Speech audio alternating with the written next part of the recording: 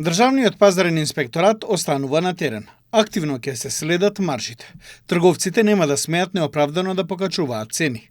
Ако се забележат отстапки, ќе има ригорозни казни. Ова им беше предочено на дистрибутерите и производителите на денешната средба во Министерството за економија и труд.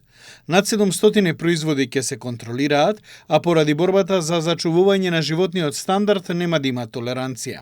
Ова го најави заменикот министер за економија и труд Маријан Ристевски, кој посочи дека владата со сите напори успеала да го заштити досега стандардот на граѓаните, а ќе продолжи и понатаму. Нема да толерираме некоректно однесување пред се према граѓаните. Главната цел и приоритет на ова влада е, да повторам, заштитата на животниот стандард на граѓаните. Претходните мерки на владата дадоа резултати, велат од економија.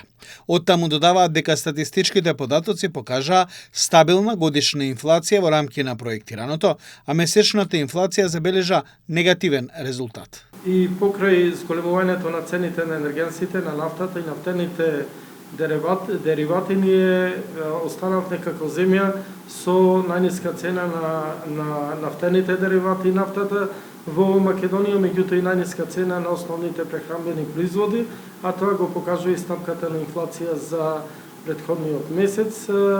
Се што следува понатаму ќе го пратиме. А дека досегашните мерки вродија со плод потврдува и синдикалната кошничка, која е речиси на исто ниво како и претходниот месец.